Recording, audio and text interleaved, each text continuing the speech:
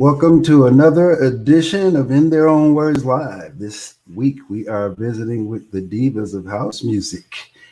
And they're from all over places and as far as the land down under. So this should be a very interesting show. Without further ado, let's get into it. Kathy Brown, tell us about yourself. Hello. Yes, Kathy Brown. I'm a house singer for many years now. Hey, I'm here tonight to come out and celebrate with the girls. But yes, I've been doing this for a long time in this game, and still here, still rocking. All right, that was nice and brief. Yeah, I like it nice and short. All right, Carla Prather, tell us about yourself. Hey, everybody. I'm Carla Prather, singer, songwriter from Chicago, Illinois. I'm still residing here and still performing and writing and recording. 20 plus years in the game as a house singer and songwriter, and looking forward to many, many more. Ooh, you all are keeping it nice and brief. I think you guys are the briefest ones we've ever had. Angela, tell us all about yourself. Hi, everyone. Nice to meet you. I'm Angela. I'm originally from Flint, Michigan. I now reside in the New York area. I'm fairly new with making house music. It's only been about a little over 3 years now. I started out making hip hop dance music. I was in a female duo. We split. She wanted to go more hip hop and I wanted to go more dance. So naturally, I'm going to go to house music. It's a kind of dance genre. And I'm happy to be part of the family. Thank you for having me on, Jesse. All right. And she is actually the one person that has her story featured in my book. So everybody else, we need to get your story into volume 2. Next up, we have Atlanta's own Miss Tasha LeRae. Hello, everyone. My name is Tasha LeRae. I'm a singer and songwriter originally from Omaha, Nebraska, but I've been a Georgia native now for 20 plus years. And I started recording house music about 2012 and really started releasing music about 2016. And I've been doing it ever since. So I'm still fairly new to house music, but I am loving every piece of this journey. So it's an honor to be on this with you all today. Yeah, but wait a minute. She's new, but she had the most number ones on Track Source this year of everybody. Yay. So you're doing something right? Thank you very much. I wrote as fast as I could and tried to put it out real fast. Yes. Well, you've done some great stuff this year. Everybody has, for that matter, but definitely had to commend you for that one. Next up, we have from the land down under, Miss Rebecca Burton. Hi, I'm Rebecca. I've been doing dance music for about 20 years as well. Started off with Richard Earnshaw back in 2000 and moved to the UK to chase quintessential dream of becoming a star and a house music producer. But yeah, so the last sort of 5 years I've got really back into it, and I've been like traveling around sort of Europe and over to the States as well, just to keep continuing the dream and the life of a house musician. But thank you very much for having me, Jessie. It's an honour. Also to be with all these lovely ladies. All right. Seems like there's a bit of a connection problem here.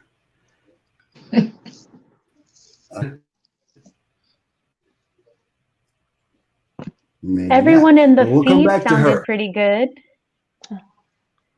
Yeah, Cassandra just went out though. Hello? What happened? There she is. Anyway, hello, Miss Cassandra Lucas, I'm sure will be there. You can't. I'm here. I hear you, Cassandra. Can you hear us, Cassandra? Yes, I hear everybody. I heard all the lovely ladies. Yes. Yeah. It's pretty exciting for you to introduce yourself. Let's get into the first question. Okay. My beautiful co-host Danny. Yeah, is in the absolutely. room. And maybe we'll And get she back will to be, when yeah, Cassandra we're gonna have answers to get her answer, she can do her intro. So first question, ladies, is at what age did you discover your voice? Should we stay in the same order that we were going, or should we just do it spontaneously? What do you guys think? Have you Sure, we go? can It keep doesn't the matter, same just order. I pick think it might make it go easier. around, whatever Yeah. works. Okay. So Kathy? Right. I was about 9 when I discovered singing and loving every minute of it. Started in church. So yeah, very young. That's beautiful.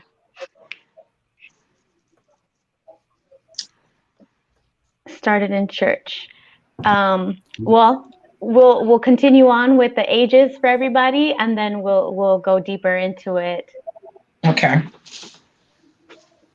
Okay. But yeah.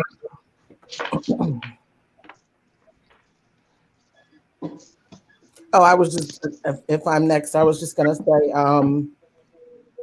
I think I really started singing at a very young age, about 5 or 6, with my background, of course, being in the church and singing with my sisters. My mother made us a singing group, whether we wanted to be or not. So we did a lot of church functions and different things like that. So I would say about 5 or 6 for me. Wow, so young. Oh, you ain't have no choice. Oh, no. Us 3 girls, we were a singing group in church. So that's pretty much where it started. Beautiful, beautiful. Similar background. All right. Okay, I think Angela. I'm next. I always enjoyed singing, but I think I was a little bit older when I realized that, hey, this is something I want to do. I definitely want to do. I really enjoy it. And that wasn't until 9th grade and choir class. And I just loved learning about it. I always, enjoyed it as a hobby, but then learning the techniques.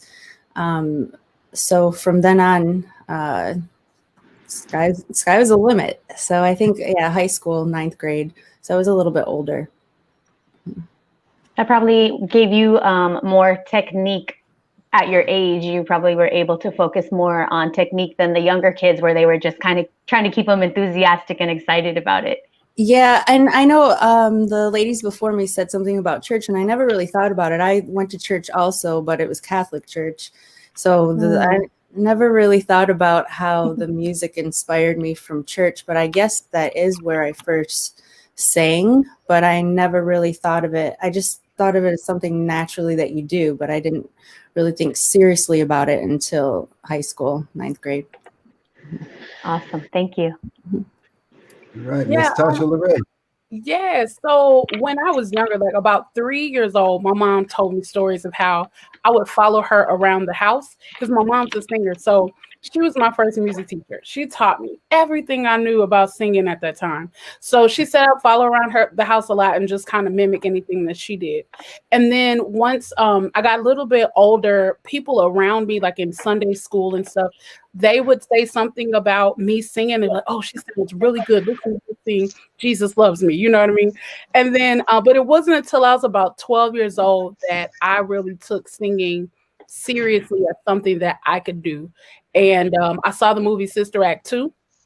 Miss Lauryn Hill singing, and I was like, "Oh, yep, that's it. She's a brown girl like me. I want to do that." So that's when I knew I wanted to be a singer. Wonderful, wonderful. Let's pop over to Rebecca. Yeah, so I started loving singing from a really young age, about 5. But then I sort of went to boarding school when I was in year 8, and then I started private classical training. But we'd have to go to mass at boarding school every Sunday. So, I was singing for the first time there as well. So in church was a big influence back then to get up on stage and in front of people. So, yeah. What a difference having boarding school to inspire, influence, and encourage you versus it being more of like a familial thing. Were there any family members that sang when you were younger that you can recall before heading to boarding school? Not really. Not really. I was going to be an actress first, and then I just changed over to singing for some reason. It was a calling for me. So, yeah, and then once I was going to church all the time, like my parents would come down every weekend, especially if I was performing.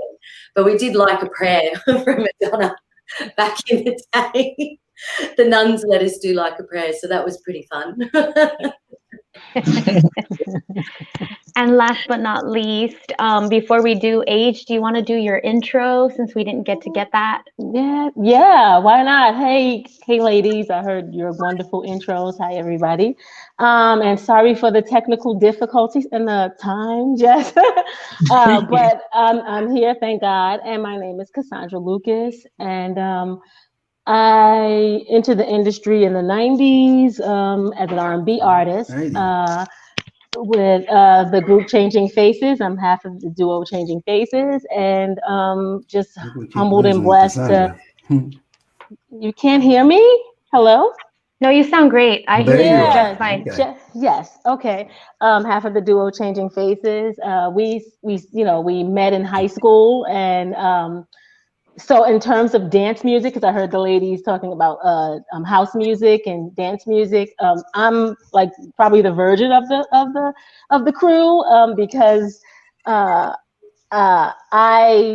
primary source of music is R&B, but dance has always been, in my life. And yeah, so that's basically, I want to make it short and sweet since I don't want to take up too much time and get to your question about when did I begin to sing. I would say, like a lot of the ladies, 9, 8, that's when you kind of recognized your voice. But I sang earlier than that because I would just like do renditions of Soul Train with my dad, and on top of the furniture, and I would have the hairbrush, and and he was a part of a group with his brothers. They just did their own little thing. It wasn't anything that they had any records or anything, but they would do their local performances down south. So my house was filled with music, and I always sang. But when I realized my voice, I would have to say it would be around 9. Wonderful. Yeah. We kind of covered questions 1 and 2 at the same time. A lot of you guys brought up church or school as your influence, or parental guidance or anything like that. So let's talk about what your first recording session was like. If you guys can think back to the first time you were officially in the studio, and maybe share that with us. Wow. Wow. That doesn't have to be in any particular order either. If someone already remembers it. Okay, first off, I mean, it's all ladies in here, but I don't want to tell everybody's age, but I always ask this question: who's the OG in the room? And who got into this business first? Would the OG be the person who has a record first, or would the OG, I don't think it would necessarily be age, right? It would be like the youngest vinyl. Yes. You could have been 5 years old and had a release out. So, exactly. What was the first release? What person had the first release in this? There you go. I'm 1994, 6, around there. Okay.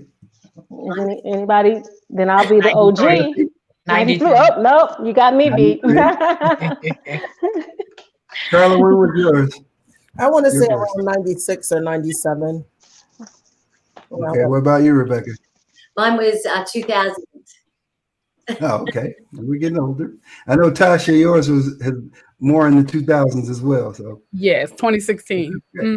So, Kathy. Does background vocals count? I guess that leaves me as being OG. Well, yeah. If you went in the studio and you actually sang on a recording, then that counts. Yes. Prior to Changing Faces, we did background for Sybil, the recording artist Sybil. So we were on her album as well.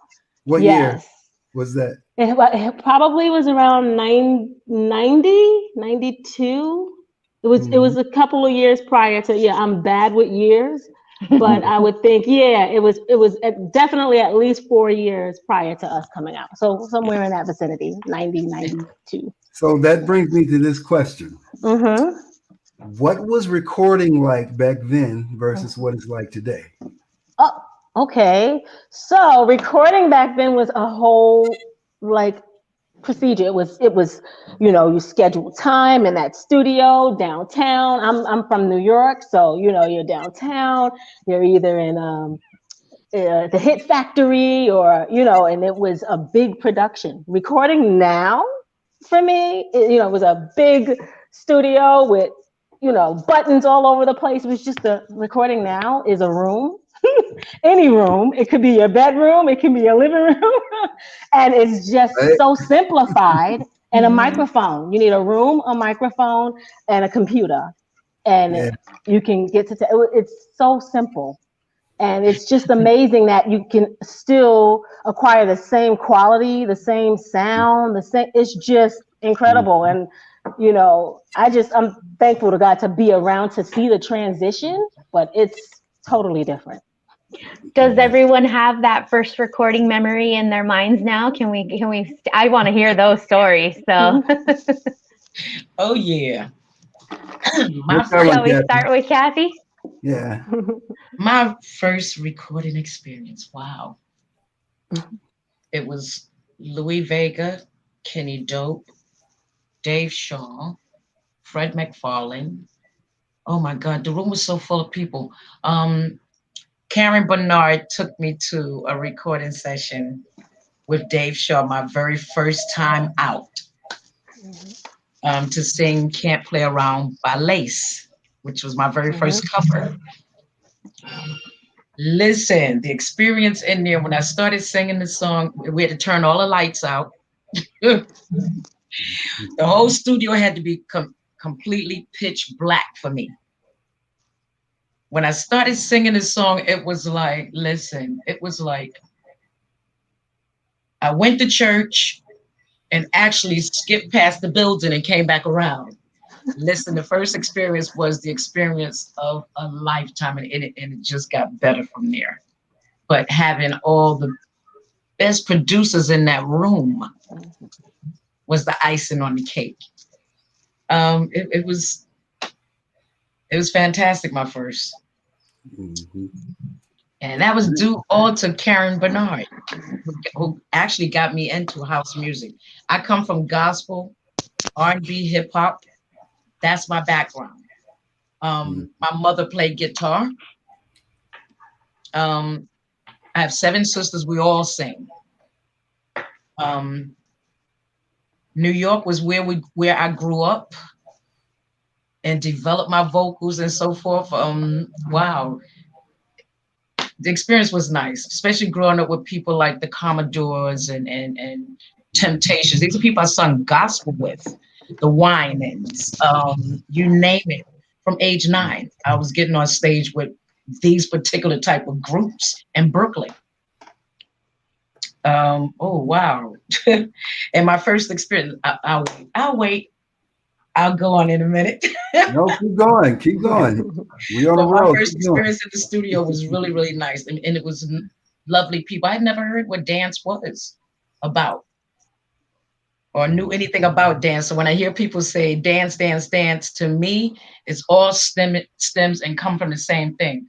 Gospel, R&B, blues, jazz. So they're all infused together, and I love mixing those things. I love playing with those different things in music. So I love the experience. And the difference between then and now, we had live instruments, which I still use a lot in a lot of my stuff. I have to have live pieces in my stuff. But I think mixing the young with the old school and the new school and bringing it all fusing it all together, it works. I love the different things they're coming up with. Listen, we could talk all night, but I'm wait. If she asks me whatever. Well, thank you for sharing. And shout out to Carol Bernard for bringing you to the studio. We're all thankful for that. So we got to say thank you to her for sure. Yeah. So we appreciate that and can't wait to hear some more stories, of course. Oh, yeah.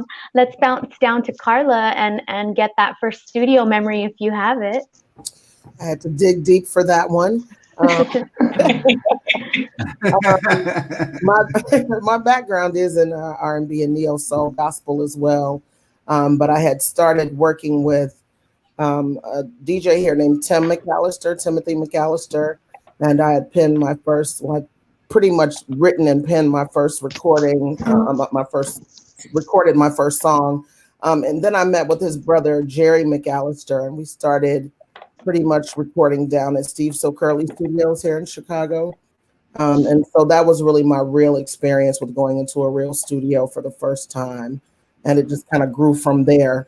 But again, like Kathy said, the experience is something that I treasure because that it was really the foundation of my recording as an artist going forward. Just having that experience and seeing the growth from there, I think, is what really creates the framework for me as an artist and going in the studio.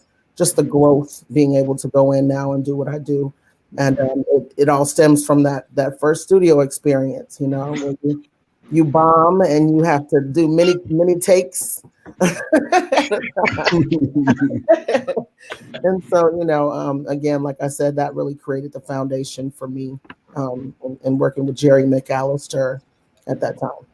Shout out Thanks, to Jerry. Carla. Shout Shout out out to to Jerry. Yeah. Did you have any feedback on the difference between recording now versus recording back in the day in a traditional studio, or any contrast that was different from Cassandra's? I think just in starting out, you really learn the difference between a state-of-the-art studio and a studio that is in someone's basement. And believe it or not, though, quality-wise, I mean, some of the best recordings I've done have been in situations like that, you know. So I think that it really all boils down to just the passion that you have for the craft and creating the best that you can, regardless of the circumstances. But I've had a variety of experiences in different studios, you know, and so I think that first experience really gave me the, you know, the knowledge and the wherewithal to appreciate being in state-of-the-art studios versus, you know, makeshift studios. But again, I believe it just all boils down to the passion that we have for the craft. Definitely. Thank you. And the warmth of the studio too. I've always found that when a studio has warmth and there's a lot of wood elements and, you know, carpet, it just feels much better. Yeah, absolutely, Daddy. Absolutely. Right on. How about you, Angela? First time in the studio? Well, when I first read the question, I was like, well, what do they mean? Like the first time that I recorded something, which wasn't technically a studio, or the first time I was in a real professional studio? So I guess we're going to talk about the real professional ones because I know, you know, we were just talking about, you know, recording in a basement or recording in a what would be considered a professional studio, the difference in the sound, and I've done both. But my first time in a professional studio was at Platinum Studios in Midtown, and it was very nerve-wracking. There weren't a lot of people in the studio. It was the producer, the girl that was in the group with me. It was when I was doing the hip-hop dance music, and the label owner, we were signed to a label, so the label owner was in the room, the engineer, and it was nerve-wracking, but I learned a lot from that experience.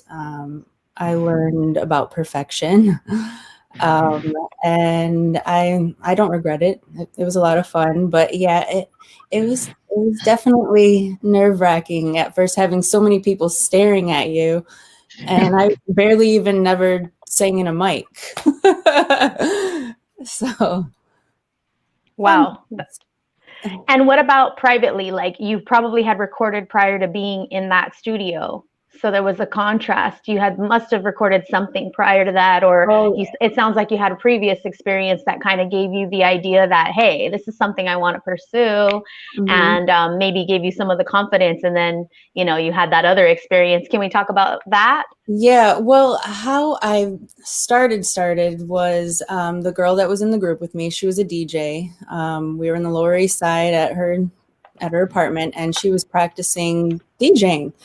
And I had always written a lot of poetry, put melodies to my poetry, and I just started singing over some of the beats that she had. And she was like, wow, that's pretty good. Let's record that. So my first experience with recording a song was literally going into the bathroom and sitting down and singing into the computer. No mic? No mic. Nice. No mic.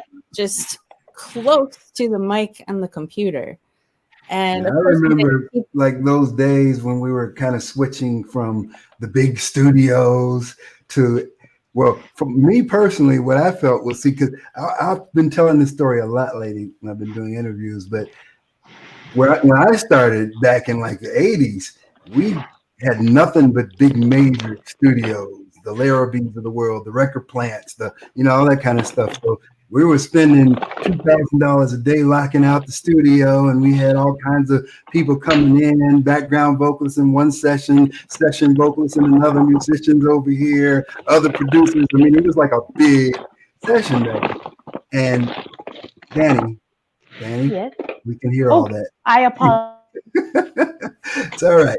So I might have to get up for a second and grab a charger. I was trying to find one without okay. getting up. So if I disappear, y'all, that's where I'm going, and I'll be right back. Just mute yourself, though. There you go. All right. So being in a session like that and having ridiculous amounts of money spent. I mean, one day on a session, we could easily spend $5,000, $6,000, $7,000 and still only be in the tracking phase. We haven't even gotten to mixing and anything. So when that transition came where I was still getting those nice big budgets, but I felt that I could build a studio at home and wouldn't have to spend it all in the studio, which means I could keep more, was very interesting because everything was analog in those days. You didn't have the crisp, digital, quiet stuff. So I built this closet in there that I padded like a vocal booth and had people come in. It had no air conditioning or ventilation and whatnot, so they come out sweating and whatnot. And performances were like kind of crazy, but I'm quite sure out of those performances came some really good stuff that we never would have captured anywhere else.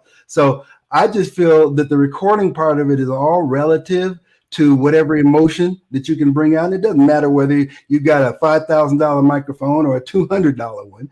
If you've got the voice and you've got the understanding of how to manipulate the sound and all that kind of stuff. Now, if you're just a regular person for the first time in the studio, it can be quite, devastating if you can't get it right. But I just think that especially everyone on this panel can take whatever they have and make it sound great, because you all have sounded great for years. So I'm not going to dominate your time. We'll get on to Tasha, and you can answer that question as well. Yes, I appreciate you sharing that experience though. Like my first time recording in the studio, it was also my first time recording something that I wrote. Songwriting was something that did not come natural to me at all. And the first set of songs I wrote sounded horrible. They all were like the same melody with the same cadence. Like I just had the hardest time trying to branch out. But when I was finally able to do that, recorded the song with a couple of producers who are also up and coming here in Atlanta. And the mic was in the middle of their living room. They had this desk with the computer and all this stuff. And that was it. Like that was our thing. And then from that, I would go to different studios and I was recording hooks for a lot of rap artists. And so some of them had a microphone set up in a closet, and there were like comforters like pinned up to the wall all around the thing to kind of pad the place or whatever. And we just made it work. And then when I got into this real like multi-million-dollar state-of-the-art studio over in Georgia's in Kennesaw, and I walked into this thing and I'm like, what am I supposed to do with us? I didn't want to touch nothing. I was just like trying to find this little small corner space, but it's like all this, you can branch out. So being able to record in different settings it's been a real fun experience, just getting out of my comfort zone. But I love and appreciate, like right now, my studio is literally that same thing that I started with. Microphone in the middle of a room. This time it's in my bedroom, and there's this little sound barrier thing padded around it. That's it. Laptop. It can't be too much more than that because I don't need all those buttons. It's gonna drive me nuts. All right. So next up, Rebecca, what was your experience like the first time? Well, the first proper studio I went into was with Richard Earnshaw back in 2000. So this was it was a pretty small studio at the time that he had in Chichester. He wasn't very lucrative producer back then, so he was quite affordable, and he had all the equipment, and yeah, it was great to work with. But we cut the track to 12-inch vinyl. Took it over to Ibiza that summer of 2000. And then we had Jeremy B from Ministry of Sound, who's a resident DJ for the last 25 years, I think it is. And he played it at Space and Pasha. So that was a fantastic, sort of outcome on the first thing we professionally recorded. The first thing I recorded, in the lounge room and stuff like that, it was just so hard. Like we had major storage issues. We had a Roland, I think it was a VS 880, and it could only hold 3 songs. So we're trying to make this album, and back in the day when you think, make a whole album, not like now. But yeah, so it was just really hard to find the right storage till we got Max involved. But Richard had everything really set up very professionally from the word go. And yeah, from that we got our first proper record deal. Where you used to get the big bucks and they would sign you up, not like today. But yes, that was a really good outcome, the first time going into a professional studio. So yeah, that was all thanks to Richard, and I'm back working with him again at the moment. So that's really exciting too. Great. Cassandra, how about you? Show your mic on. Hello. Yes, here I go. Yeah, I would have to probably say, because I'm getting my time mixed up, but I'll probably go back to Sybil. Was my first time in a big major studio. Because remember, she was signed to Next Plateau Records, so she had that big budget, and we were background singing for her, and she did the rendition of Lovely Day by Bill Withers. So we did the backgrounds on that song. So like my eyes were just like popped out of my head. We were just both like, oh my God, this is amazing. It was just, we've never been in a major studio before. So I would think that was the first time, but we did after her, we started our own duo, and we did the same, like you were talking about, Jesse. It was in the basement of Dinky Bingham's house. That's where we actually learned that this industry, there are a lot of singers, there are a lot of beautiful women, there are a lot of, but you have to be a part of what you're gonna put out, and that means put that pen to the pad, start writing, start letting people know what you want to say.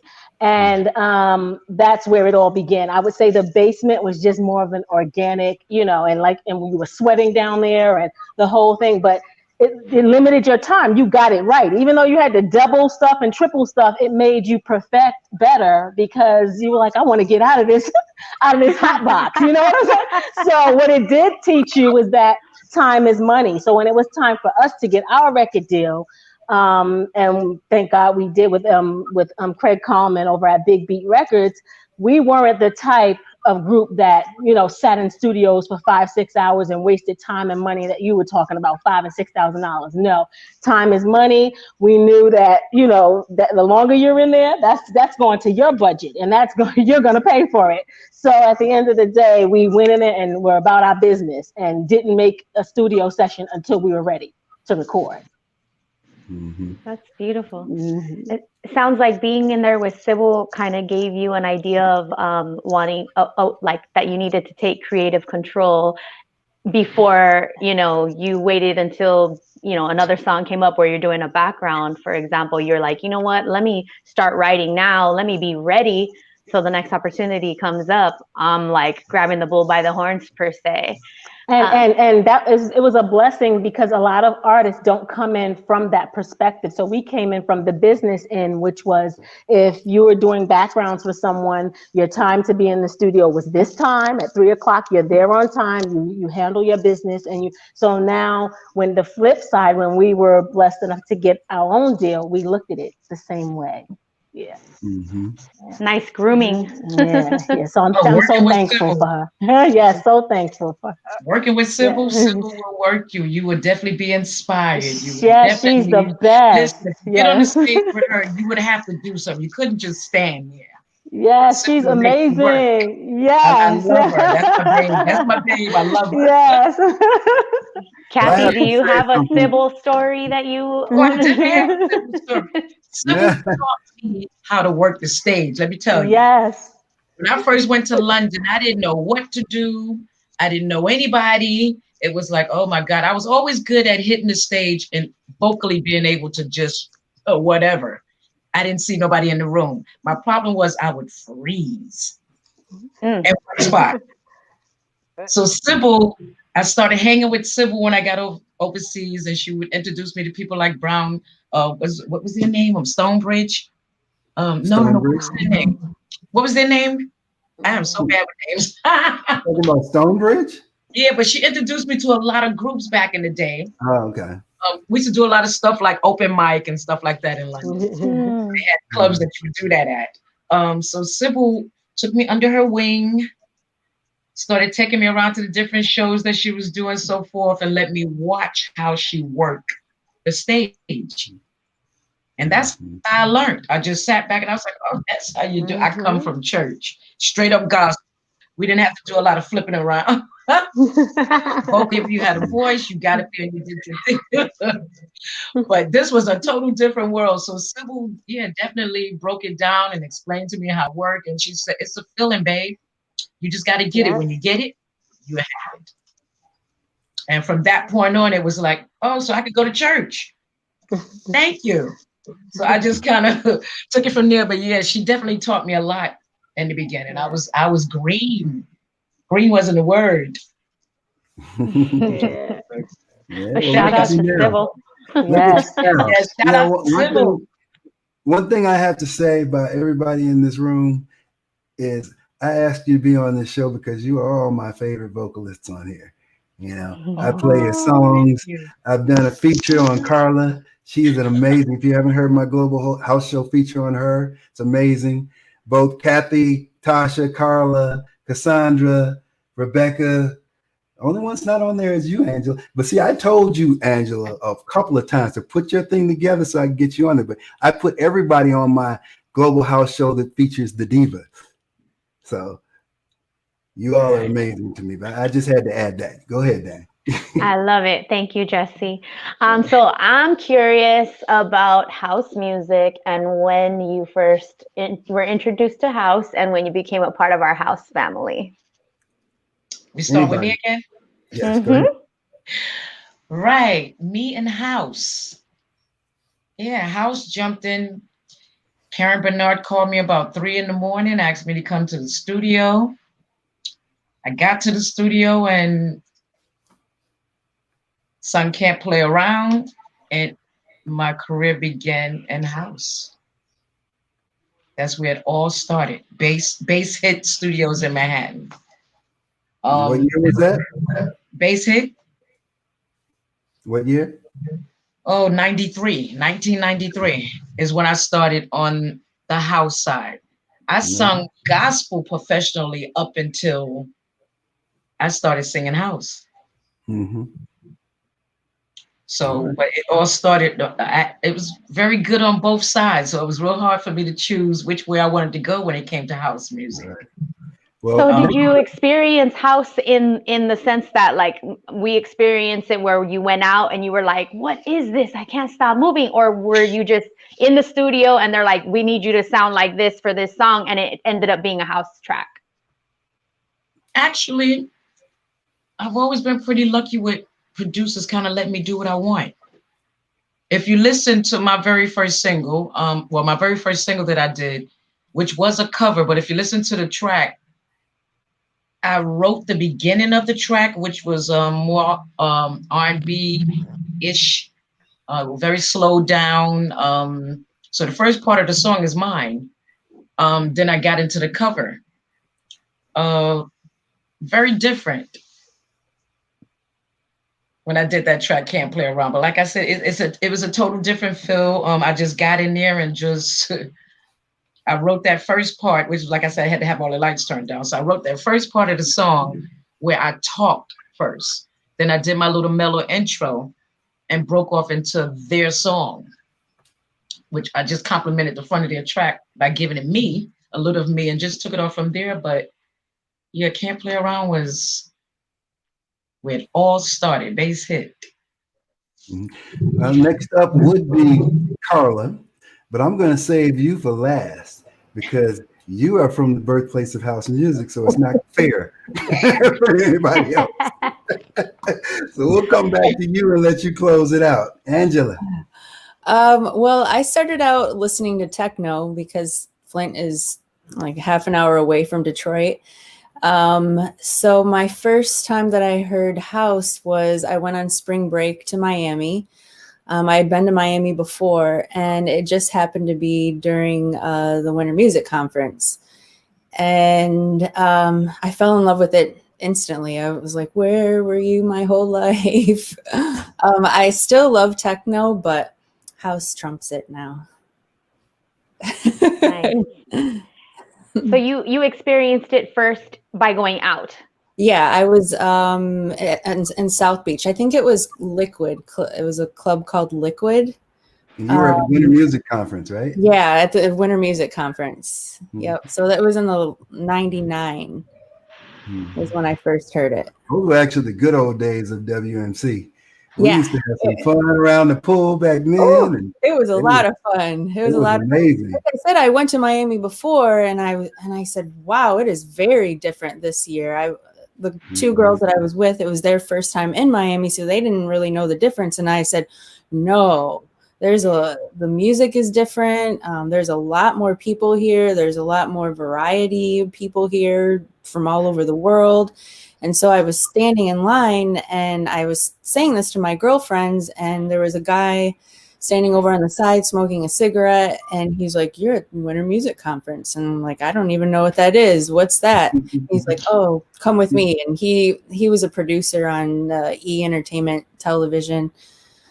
Ditched him and met some house music people. And yeah.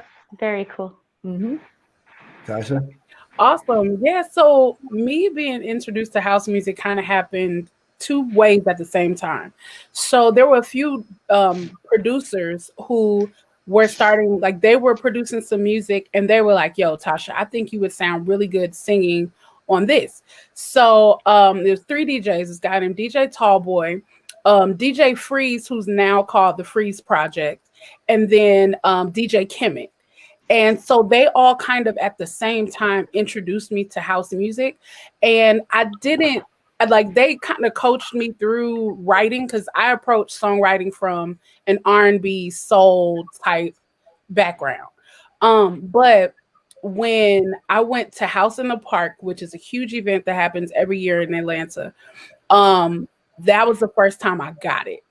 Like listening and seeing hundreds of people dancing all at once. They were dancing on tables and just anywhere they could. There were tents pitched up, and they were just jamming, having a good time. That was the moment where I was like, I understand this. Like that's when that connection kind of happened for me. Saw the big picture. It was probably like about between 2010 and 2012. Like it was in that arena. And then I started recording. I couldn't help it. I want to go back just a little bit, because you have another unique perspective, having toured with one of my favorite groups, Arrested Development. Yes. So what was it like before you found house with Arrested Development? And then, because that was right after that, right? So actually, I found Arrested Development beforehand. I joined them in 2008 is when I first started touring with them. And that was like, Arrested Development was like a master class in being an artist all the way around. So, because they toured internationally, one of my first performances with them, I think was the third show that I did with them, we were in Rotorua, New Zealand. And we played in this huge dome where they had like all the soccer games, like the big, huge soccer games. That thing was filled with about 20,000 people. Now, it's 20,000 now. If you let other people in the group tell you the story, the number just keeps getting bigger. It was 80,000 people, 100,000. I think it was 20,000. But I remember jumping on that stage and looking out as far as my eyes could see, and all you saw were people. And so it taught me how to be more globally minded and not just being, local. Because before then I was singing background for people and singing on hooks for artists and stuff like that. So my mindset wasn't as universal as it needed to be. But I think being with them was a great setup to now going into house music, which is so inclusive and it's massive. I mean, it touches the globe. So, but straight up hip hop, R&B, there's gospel in there, funk, like Arrested Development is like all of the things, you know what I mean? So yeah. All right, Rebecca. Unmute yourself. Sorry. My of dance music and house was back in '93. I was hitting the gay clubs for the first time in Sydney, Oxford Street. And I was just like absolutely amazed how they were mixing disco in, and I used to love Real McCoy and all that sort of stuff. But hearing it through the big speakers, because I was still 17 at the time, so I wasn't actually officially out to be going out. But it was just amazing. And then I think the second big break, in my realization of how much I love it and how much part of my soul it is, was in 2001 going to Ibiza and just seeing firsthand, because, growing up in Australia, you're so far away from everything. Apart from going to the gay clubs, they're really not into soulful house and, that kind of house music. We'd have to go to the gay places to get the decent, sort of dance music back in the day. And even slightly now, it's still sort of similar. There's no realization about what's happening over in the States, in Europe. We're sort of all on our own, and we live in a sort of a one-track mind over here, I think, a lot. But once you travel and you start seeing and hearing, even in Amsterdam, the ADE, it's all the different styles of dance music going on and house. It's fantastic. Obviously, soulful house is my favorite. I'm very influenced by Kathy Brown, of course. But yeah, Kathy. So I think over here it was sort of a bit of more of a slow progression for me. But yeah, after the 5 years that I've had recently before COVID, I've traveled so much and seen so much of what's gone on. But yeah, it'll always be part of my soul, even though I do a bit of R&B and pop stuff as well. So yeah. All right, and Cassandra. Okay, I would have to say it was like in the clubs in New York City, like the Limelight, the Palladium. That's when I discovered house. It made me move, it was like one of the young ladies said, like, where has it been? It's just, you cannot, be in a room with house music playing without it, sweating your clothes off, like your hair, everything. You go in, with your nice perm and you come out with an afro. It was, that kind of situation. So for me, that's when I was first introduced to it, would be, the Palladium, the Limelight, those days in my 20s. All right. And last but certainly not least, from the birthplace of house music, everybody knows who she is in Chicago. She's been on the greatest stages of all the original Chicago producers and everything. Got to give you this big send-off because we're talking about Chicago. Right. Let's call it Prather. He's not biased, y'all. Thanks so much, Jesse, for that wonderful introduction as far as this. But, I was really jogging my memory as to my very first experience with house, but it's really difficult for me to do because my life has always been house music. Just being exposed to it in so many different ways, from just festivals in Chicago, parties in Chicago, like you had your days Mendel and the Warehouse, and just so many influences like Byron Stingley and Tin City with Devotion. Those were the parties. When we went to the party, that was all they played in Chicago was house music, So from its inception, at least in my life, it's always been a part of everything that I've done. With my background personally being in soul and R&B, I just really felt like house music just kind of took over my ideals as far as what I wanted to do in music, because it's just such an everyday thing here, with the Chosen Few, That picnic, of course, with Mr. Jesse Saunders being a part of that crew.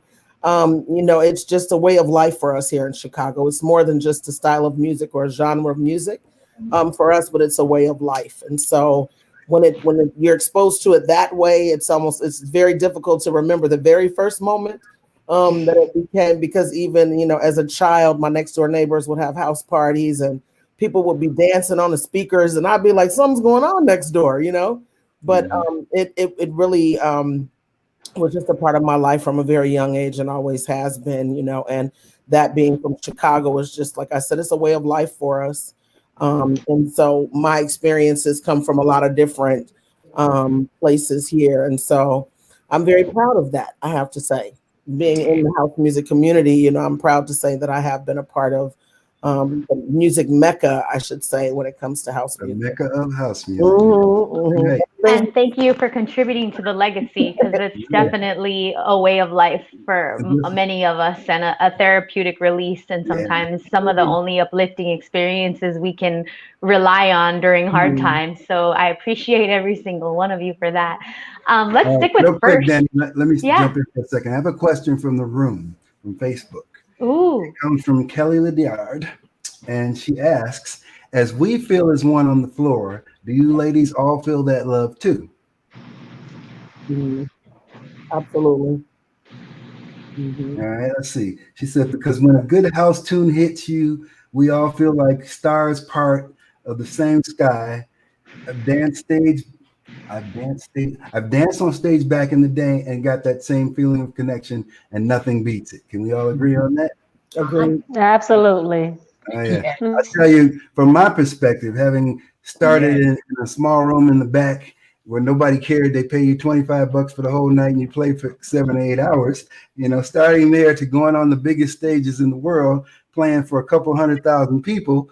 There is nothing like, it doesn't matter whether it's one person or 200,000, that same feeling is all there. It's all love. Yeah. Beautiful. I do want to stick with the theme of firsts. So the next question is, when was the first time that you heard your voice either on the airwaves, on the big or small screen? And what did that feel like when you heard yourself? Ooh. When I very first heard myself, I forgot. That's probably what we all said too. It's so much of my history that I can't give within an hour or two. It'll take a couple of hours. But anyway. Wait a minute. We're going to have to do Kathy Brown live all by herself, right? I did. First time I heard myself TV-wise was Dance Party USA in Philadelphia. Oh, wow. First time I heard myself on the radio, Wendy Williams, WBLS.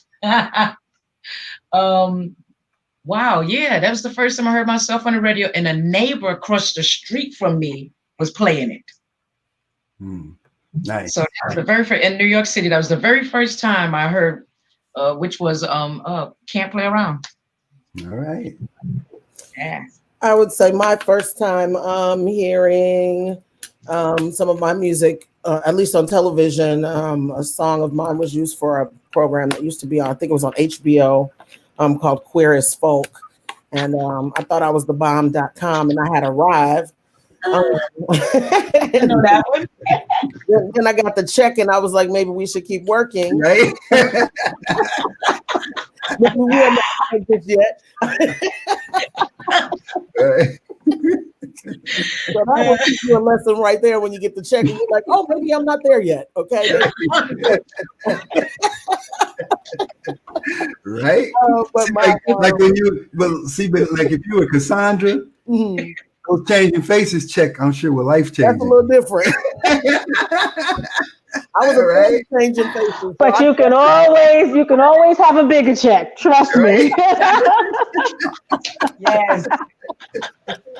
Right. Well, those checks will get you together. I tell you, they will humble you. But oh yeah, I tell you, this is a story I thought was humbling at the time, but now with the current state that we're in and where we are in terms of sales, it's probably a big story.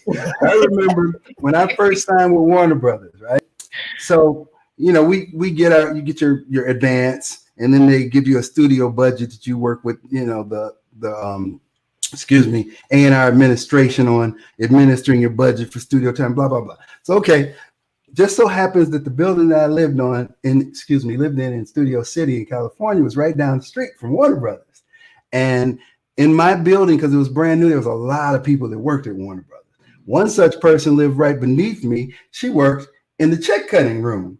So when she would work, she'd be there, like 10 p.m. to about 6 a.m. in the morning, because they didn't want anybody around when all that stuff was happening. So they would just be at the front door. You could come get it, or they would mail it to you or whatever. So anyway, one night she invites me down there. I'm thinking like, oh, shoot, because I know I got a check coming, right?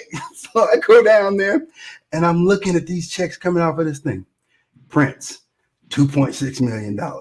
Madonna, $1.8 million, right? Here comes my little 15,000 measly check. And I'm thinking like, this is great.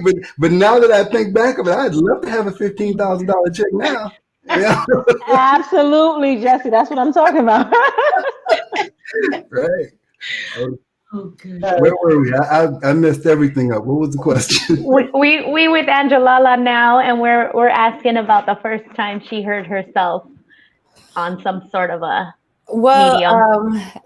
I had heard myself before just from people sending me videos of radio play in Chicago, but actually the first time that I heard myself was New Year's Eve. Yeah, this past New Year's Eve, and it was all by accident. I had no idea that the song was going to be on. I just put out a song with DJ Dove called Shine Your Love. And here in New York, a lot of things, they're closed. It was around 1:30. I wanted a slice. I was driving around. I couldn't find a parking spot. And I was like, oh, screw it. I'll just park in the bus thing. There's no buses right now. And we go inside. We get the slice, wait a little bit longer because I want a side of sauce. So waited for that. Hold on. I don't mean to cut you off. But yeah. We're about to start another conversation between Chicago and New York about pizza. Well, start now, Angela. Well, I'm from neither. Don't go there. We're in between. Detroit has like deep dish and thin. It's like an in between. So I go for Detroit pizza. So Detroit's not even in the conversation.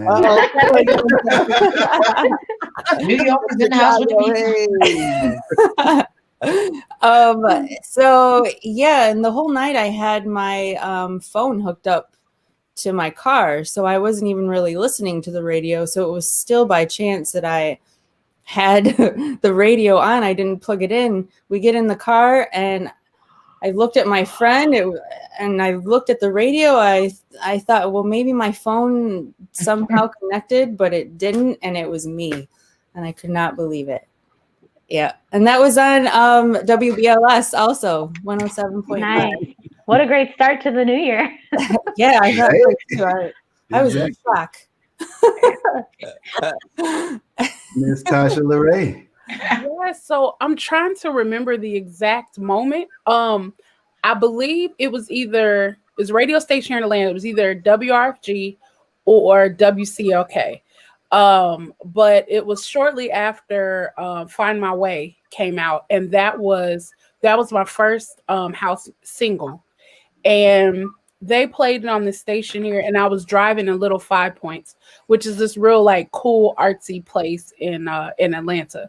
It's like in the heart of downtown. And I was driving, couldn't believe it because actually I missed a piece of it. I just happened to cut the radio on, and I'm listening to it, and I was like, "Wow, that sounds familiar." And then it's like in this little vamp part of the song, and then my vocals came back. I was like, "Oh, that's me! Oh my god!" But that's probably that was my first time ever having it happen, and then I've been like searching for that time ever since, just so I could feel that all over again. It's really cool. Well, it only happens once. I just don't want the feeling to get old. You know, like if you play my song 100 times on the radio in the same day, I want it to still feel that good. So I try not to let it get old. I like that. Yeah. It's Rebecca. Well, the first time was back in 2004. We just won a Best R&B track for the ABC Newcastle Music Awards. So they were playing our track all the time on the radio at that stage. And then, yeah, I think the next time after that, it was pretty long time. So it was probably maybe 2 years ago. But yeah, so it was a real buzz though when you hear it. You just like, and they introduce you and you're like, oh my God. But no, it was great fun. All right, Cassandra. Well, the first time was WBLS, I guess. It was The Quiet Storm. I was asleep and I was woken up, and it felt like that scene from the 5 Heartbeats, you know, where you're trying to, like, your phone rings and it's like, your song is on the radio, get up to turn on the radio. So I'm running to try to find the radio to turn on, one eye open, slipping on my slippers. It was just crazy. So it was actually like I got woken up out of my sleep because it was the night show. The Quiet Storm, probably. Well, no, maybe the one after the Quiet Storm. Like it was 2 a.m, New York time. So that was the first time, and it was amazing. And yeah, that was it for me. What song was it? Stroke You Up. Oh yeah. Mm-hmm. Oh, yeah. Yeah. See, I remember my first time. Actually, before I even heard well, no, maybe that's not. Well, it happened right around the same time. So I had this label, Just Say, that I started back in the day, right? Which is the inception of all this stuff. And I didn't know what I was doing. I recruited my friends and cousins and everybody to come be a part of a label thing that none of us knew what the hell we were doing, you know. But I had one person who was doing distribution. Vince Lawrence was doing sales. Dwayne Buford was doing distribution as well. My cousin Kirk, who had actually been a personality on the radio in Chicago, Kirk Townsend, he was our VP and head of promotion. He's the one that actually got On and On, Funk You Up, Real Love, Love Can't Turn Around on the radio. If it hadn't been for him, who knows where we'd be at this point. But I remember listening to BMX, KKC, NUR, CRX, because almost simultaneously on the dial, I heard every single one of them when I turned through. But I was thinking to myself, I'm like, well, On and On is just like a track. It's not even a song, right? But everybody's playing it like it's a song. It's in rotation. So I thought to myself, I was like, wow, this is amazing. What happens if I actually do a real song? So that's actually how Funk You Up came about, right? So the first time I heard that was like, whoa. But prior to that, ABC actually came down to my grandmother's basement and did a news special on us. And I remember I actually used this in some of my promos where I sit up there and say, I want to be the next Motown. And everywhere I went after that moment, every restaurant, every club, bar, you name it, everybody recognized me. And I was like, whoa, my God, you know, because I've always been kind of shy. You know, I was kind of fading into the background. So all of a sudden, when you're thrust in the forefront like that, that was big culture shock for me. I mean, even to this day, you know, with all the things and places that I've been, it's still kind of unnerving. So I'd like to ask you guys a question that's not even in this about how you handled people paying attention to you and wanting to know you and asking for autographs and all the rest of that stuff. Let's start with Kathy. Ooh. It was in Australia. It scared the shit out. Oh, excuse me. Oops. No, you can cut it.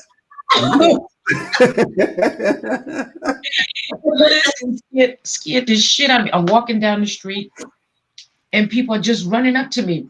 Besides hearing the song play in every single store that I walked past, it was really huge in Australia. It turned me out. Well, it was pretty big all around that side, but Australia, it was crazy.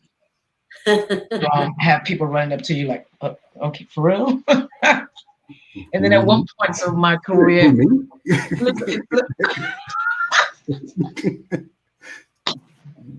trust me, it was crazy.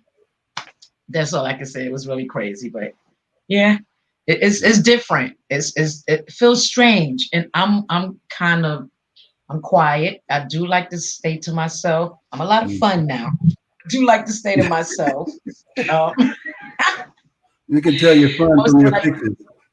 listen, Have you seen that? but I get it a lot though. So you get used to it, really. You get used to it. Yeah. And I love it. Without the fans, there's no me. So at the Yeah. end of the day, I'll stop and sign a few autographs and blah, blah, blah, and talk to the people that are representing me. That's how I feel. Not for these people, I wouldn't be here. So at the end of the day, I'll sing to you, talk to you, pray with you, whatever. But at the end, I'm just a friendly person. So anybody that know me can tell you, you come to me, I will definitely make you feel welcome. Autograph all day. All day. Very warm and loving. That's why I love you, Kathy Brown. Love spreading love. Oh, yeah. What about timing is everything. I'm going to skip around on this. Skip around, Jesse, but timing is definitely everything. So if there's anybody who has a story of when someone came up for an autograph at the wrong time, like I would love to hear that too. Right? Let's go down to Cassandra next. I think the first time it was was the very first show, and it was like in Lexington, Kentucky, and getting on the stage. I always say, you're always nervous, but this time, I mean, my nerves were just like, oh God, just have a bucket, like, because I just didn't know how I was gonna get on the stage, and we weren't able to see the crowd. But even heading to the stage, it was like, oh, that's changing faces. Oh, that's, you know what I'm saying? I'm like, really? New York to me is like the last place that you hear music. I think, the rest of the United States kind of jumps on board. Well, I know that the rest of the United States, in the South and the Midwest, they jump on board for R&B way sooner than New York. New York, it's like they're the last ones, and like, it has to be a hit before they can play you. So I, thinking, okay, yes, we are being played in New York, but it never registered because we're young and we're out there, and it's it's all new to us. It never registered. Okay, you're played in New York, Cassandra. So when you get to some place like Lexington, Kentucky, they're going to be, so it was like mobs of people. Like, I'm like, how do they know us? It just caught me so off guard. And it was just nerve. I feel like the love that you got from them, like, took away all your nerves, took away everything. It's such a humbling experience. I could have stayed there all night.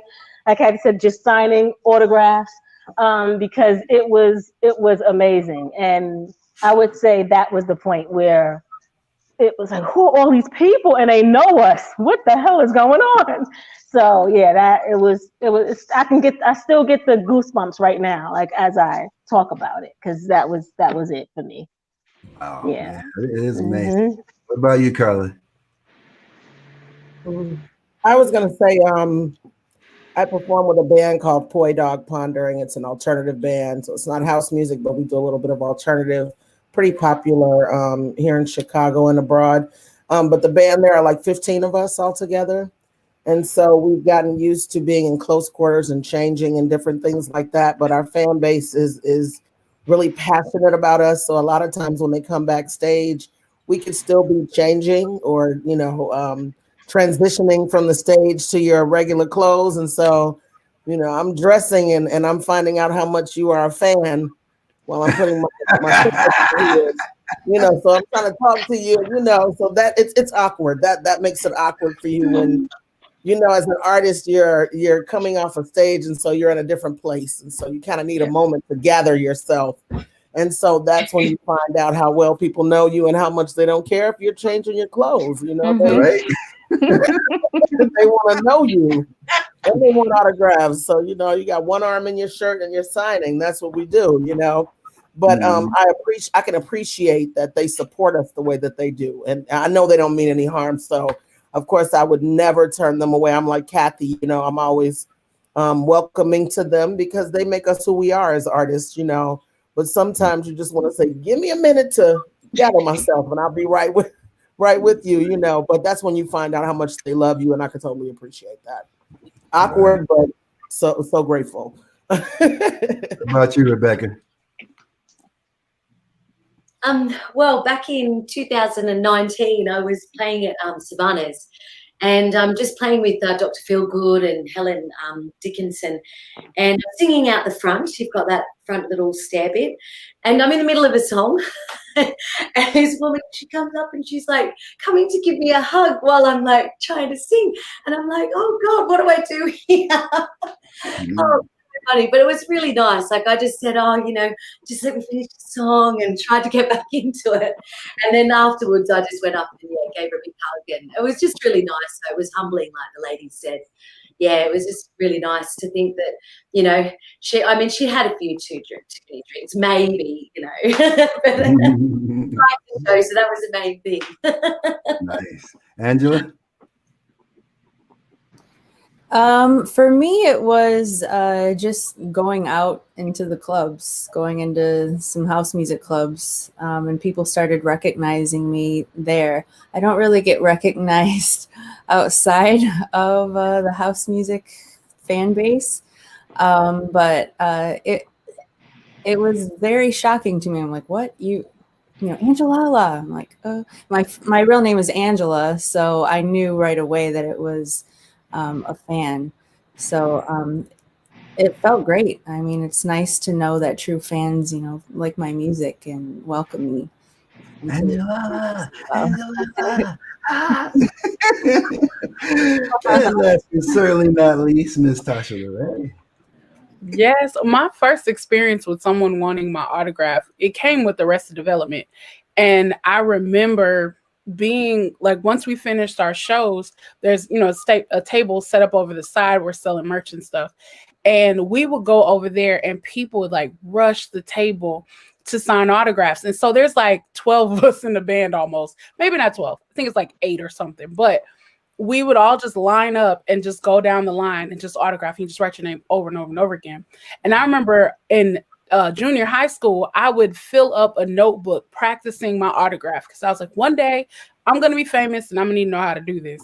I would practice all the time, but I never thought anybody actually really would want that. So it definitely is really, really humbling. And then it was also interesting, the things that people want you to autograph. Body parts. I've autographed a shirt that somebody was wearing. I was like, but you do realize you have to wash this. Is this still okay? They don't care. One lady was like, you know, I didn't have a pen anymore. Here, take my lipstick. I've done that. The back of a phone, like a Louis Vuitton bag. I was like, do you realize how much this costs? I don't care. Sign it. You know, so it's just that energy is so amazing. What I love about it is that, like, for me, everybody in the world doesn't know who I am. So when I leave wherever I went to perform and go back home, then it's just normal. Nobody's asking me for my autograph. I can go to Walmart. Nobody knows who I am. So it's cool to have the balance of people want to know you, they want to get your autograph, and nobody gives two shits about who you are. Just going about your business. I like the balance. I love it. It keeps you humble all the time. I like that Tasha brought that up, though, because when Carla said that she was in the middle of changing, I thought, I don't think a fan minds that you're changing, because I've seen fans whip out a boob and a butt cheek and all kinds of things, so I don't think they mind. They don't care. They're happy that they can tell that story of when they were trying to meet Carla Prather and they got her with a boob out. And they just keep talking. I'm like, any idea that I'm still changing here? But they just keep talking. So. well, unlike everybody else, Cassandra Lucas gets recognized wherever she goes. So what's it like having people just recognize you just wherever?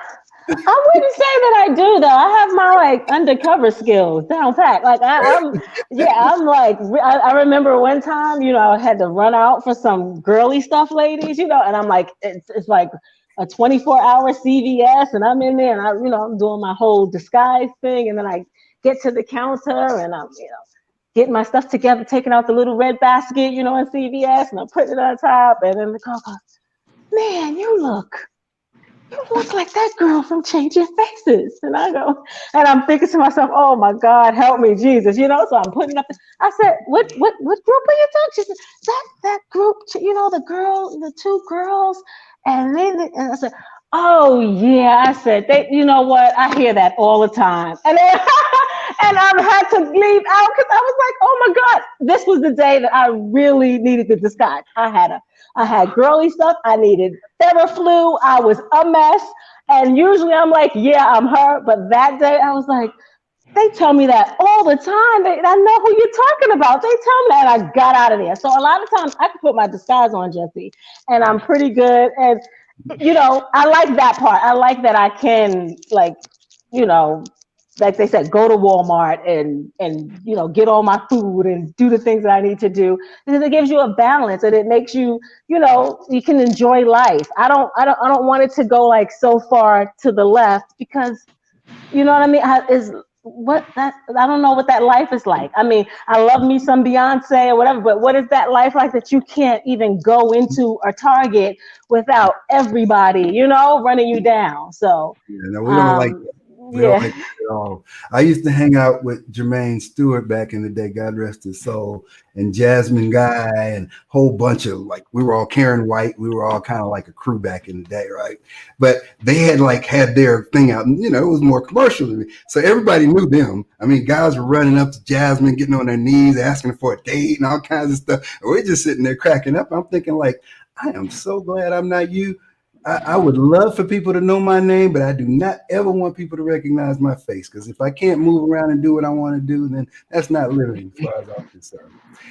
And having said that, this has been wonderful. We really don't have enough time because we've already about 17 minutes over, and we actually need to do this again. But the last question is about where we are now, what you're doing now, and what do you think the future holds for us, given the state of what we're in? And we'll go around the room, starting with Kathy. Oh, right about now, I'm doing a lot of recording. I'm going to always do a lot of recording because I just love writing.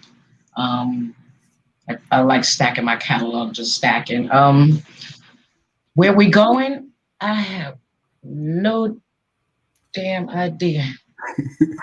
Where the hell we going? Okay. It's really hard to say where we going. It's crazy. We live in crazy times. All we can do is just pray and hope for the best, and pray that next year, because I don't think they're going to get it together this year. But maybe by the end of this year, they'll have things together, this thing under control, and we'll be able to get out with our sisters and brothers and mingle and with our families and so forth, and just be able to just live normal. At the moment, like I said, I don't know where it's going. So all I can do is just pray and keep it going the way I have it going. Just keep it recording. Going. You know what I would love one day when this all do come back together, that me and my sisters could get together one of these times, to where we could have a sister thing. Where you have all your divas on one stage. Oh yeah, I already got a plan for that. I miss that stuff where we uplifted each other. It was a different vibe. It was a different feeling. It was a different. Now it's more or less where people is trying to have their own fame or whatever the hell it is they're trying to have. But at the end of the day, I miss that sisterhood. I miss that is what you call soul, but they don't really show that soul. As far as coming together, bringing those souls together. I would just love to see that one day.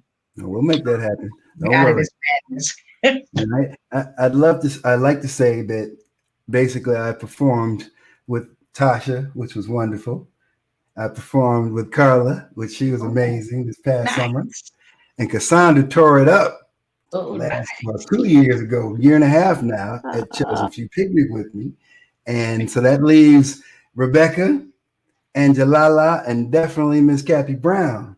You have to perform with me at some time. We got to do some stuff, but all of us collectively, I would love to. That's my thing. I've always wanted to put together a real show, not DJs, not that, but all real artists, real vocals, and everything.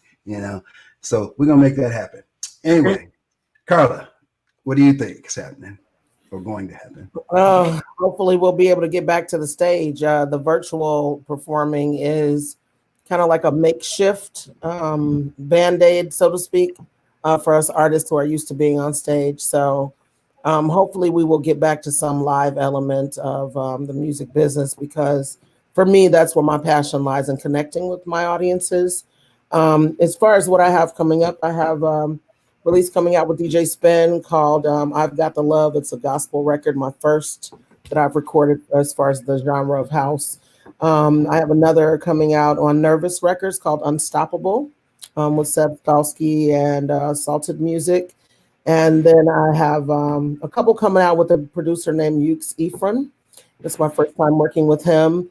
And then I am finally going to be dropping my first full-length album. But it's not going to be a house album. I'm returning to my soulful roots. So it's going to be called The Return of R&B. And so, yes, we're going to get back to some of that soulful stuff that we're missing in the industry. I don't really listen to the radio much because I'm not sure what's going on there. With soul music. I don't know what's going on. I'm trying to connect the dots, but I'm not sure what's going on there.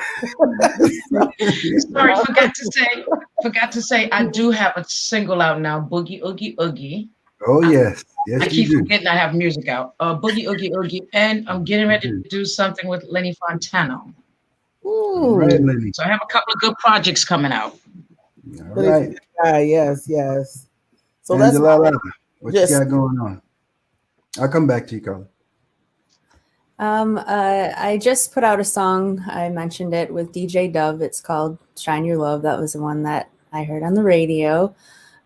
Music video, did a music video. It was very crazy trying to film a music video during COVID.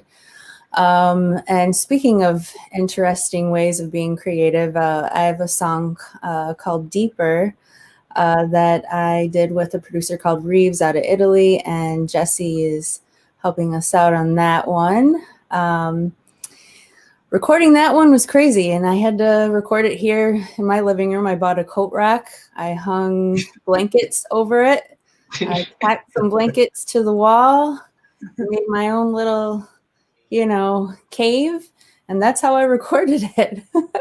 And I actually love it. I really enjoyed writing it. And I can say, that was a baby that was made during quarantine. Mm-hmm. Mm-hmm. And as far as performing, it's very weird performing in my living room.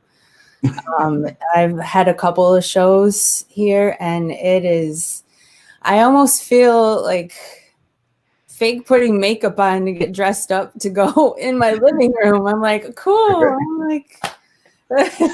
How many of you have done performances in your home?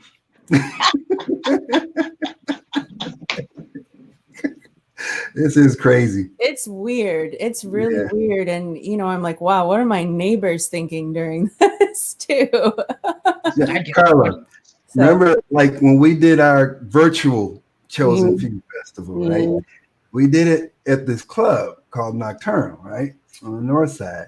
And it looked like we were about to have a real event. We were just missing the people. We had lighting and everything. So what was it like standing up there on that stage all by yourself with nothing going on? It was weird, especially considering the fact that the Chosen Few picnic is like massive people at a time, and you go from like this massive crowd to like just a few people in the room and a photographer and videographer. It's like, but you still have to perform. You still have to give the people what they want, but we draw from their energy. So that was the only weird part about it. I was like, come on, y'all, clap with me. And there was no one there. Right.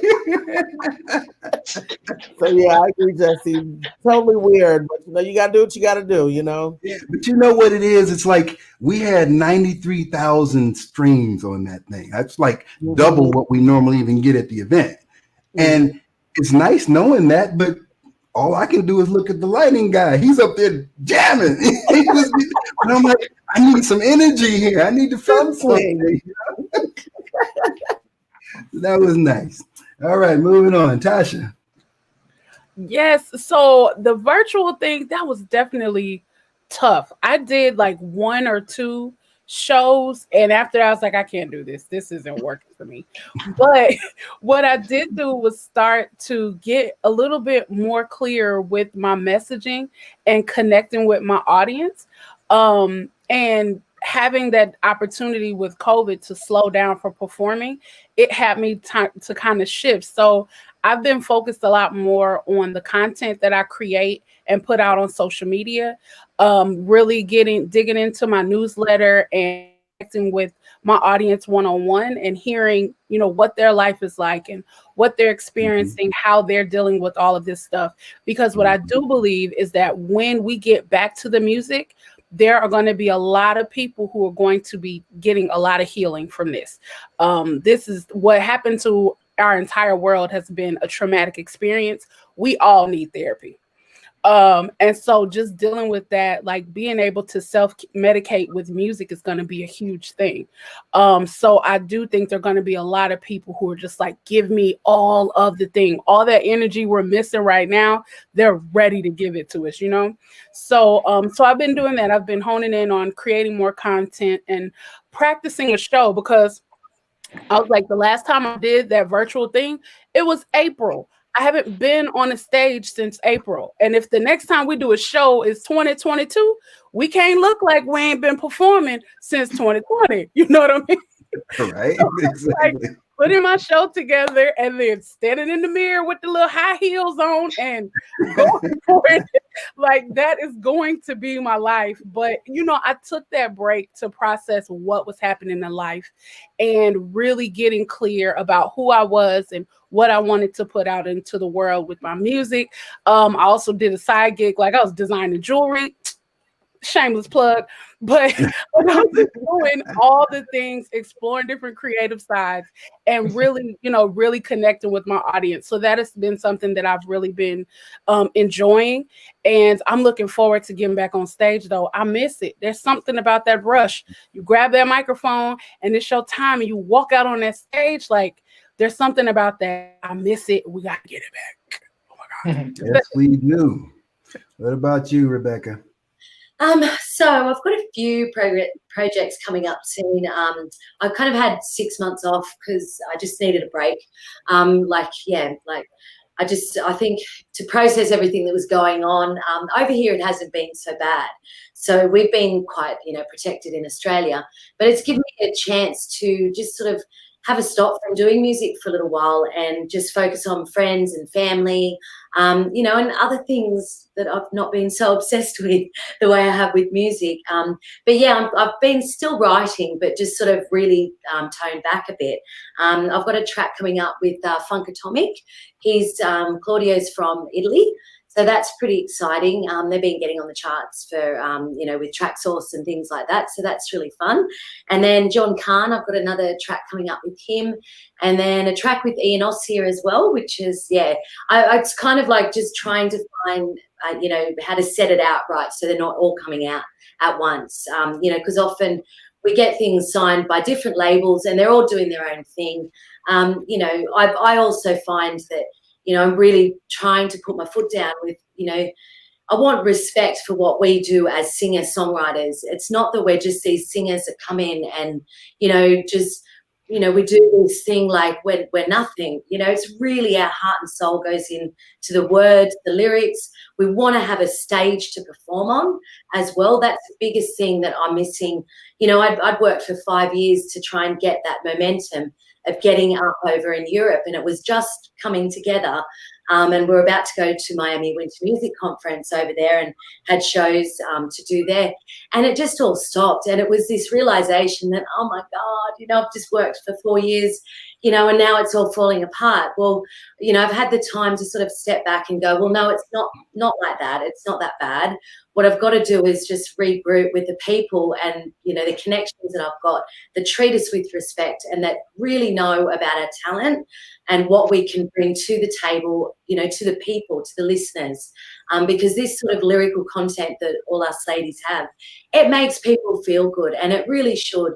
We don't want to be sitting around feeling sorry for ourselves the whole time that we're in this isolation situation. So, I've got a party planned in March as well, and it will be a virtual party, but there will be people at my house.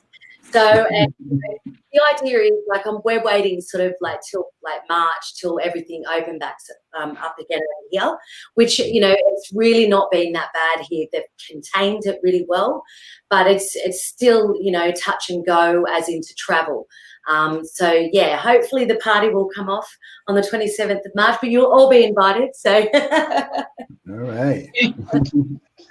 And last but certainly not least, Miss Cassandra Lewis. Yes. Well, a lot of what all of the ladies said is so true about this crazy year. It just felt like you were on a train and somebody pulled the emergency brake stop and you can't get off. The train is just stuck. So when that happened at first, you go out of your mind because I put music out April, May of 2018, just started promoting on my own independent label. So it's like, okay, that's you have that when you put music out on your independent label, that's going to take you a year or so to, in this world, this new world that we're in, for people to hear it. Jesse and I, we put the single out, what was it, August, September, Jesse, around there? It was actually June.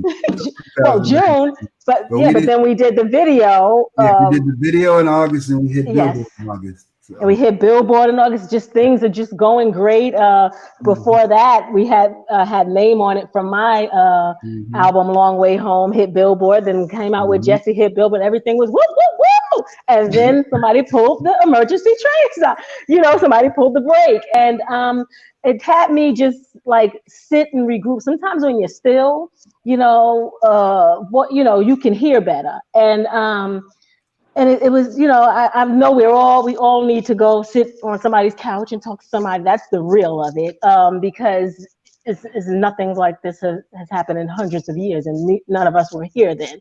So I had to just sit still for a minute. I started taking, I'm like a busybody, so I started taking some classes. I'm taking a class at Harvard. I'm just like trying to, I just use my brain in another way, because when I get back to writing, which is, I've been already writing, but not what I call writing, but when I get back to it, I have so much to say that I have to really delve in, and I can't have anything, any distractions. So right now I've been writing scripts as well as working on a podcast. So, and you ladies, I'm doing some bookings.